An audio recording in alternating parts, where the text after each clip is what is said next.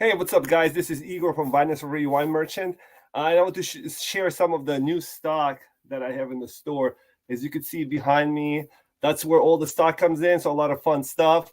I have lots of new additions of wines, but we'll just go over a few examples. So let's get started.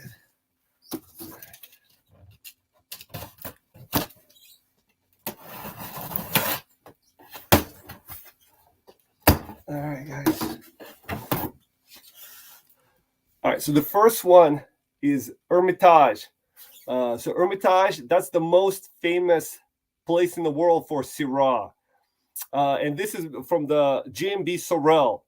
So the Sorel family, they founded this winery in 1893 when the patriarch who started the whole endeavor bought some wines in Le Bassard plot of Hermitage.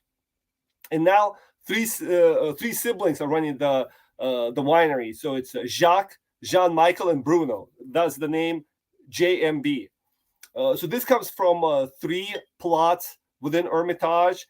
They're called Grofaux, Plantiers, and La Bassard. And La Bassard is considered the greatest plot of land within Hermitage.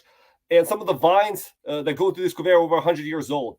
So if you guys never had Northern Rhone Syrah, it's great, what I call savory wine, full of like meat, like bloody meat, black pepper, and it's very powerful. A lot of people call it like the most masculine wine in the world. In fact, in 1800s, a lot of Bordeaux wines, in order to make the wines more fuller bodied and more powerful, they would add a little bit of Hermitage to blend it in. This is a great example. It's a tiny appellation. Somebody once told me that it makes like 6% of what Oakville and Napa is. And Oakville and Napa is actually not that great. So it just gives you an example of how small that appellation is. So it's always hard to find these wines. And when they do, I love these wines. I think these are some of the best wines in the world. So this is Hermitage. I got in. Very excited. All right.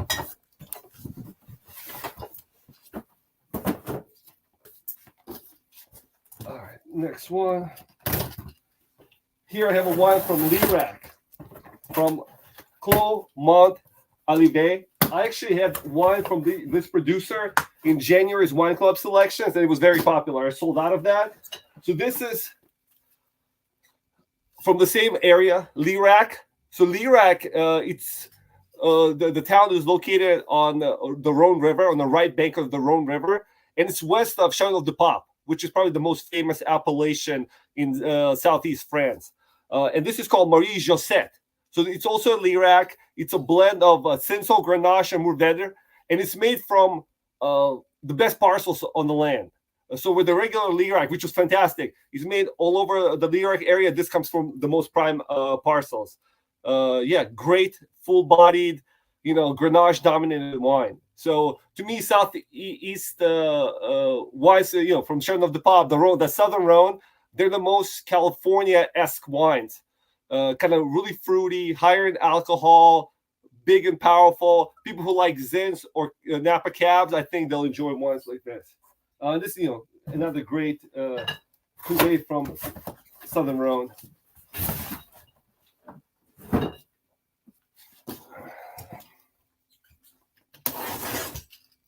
All right, this is Champagne from Jean Vassel.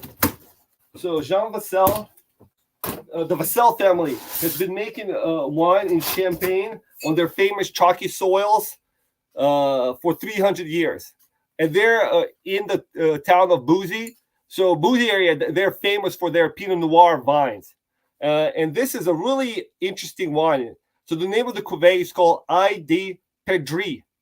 And it translates into the eye of a partridge. And the reason it's called that is because it has this orange pink hue to the wine that looks like an eye of a partridge. That's why it's called that. But it's like really fantastic wine. It's full of kind of lavender notes, wild strawberries, or pomegranates.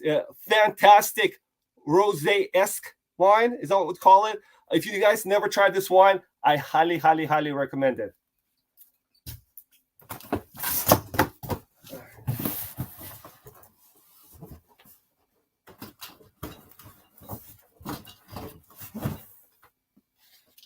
All right. Let's see what's next. All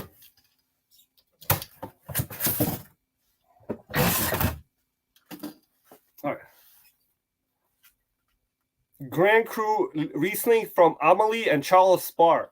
So Charles Spar is an eighth generation winemaker out of Alsace. And he married Amelie, and I didn't know that until I actually did a little more details on this winery. But Amelie comes from the Barmes Boucher family, which are fantastic winemakers out of Alsace.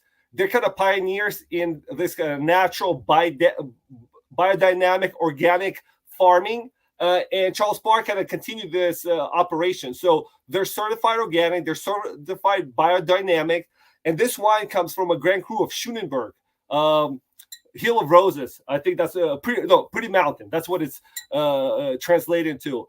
And there are 51 Grand Crus within Alsace. And these sites are considered the places where the most expressive, complex wines are made. But out of those 51 crus, they make about 4% of all the production in Alsace.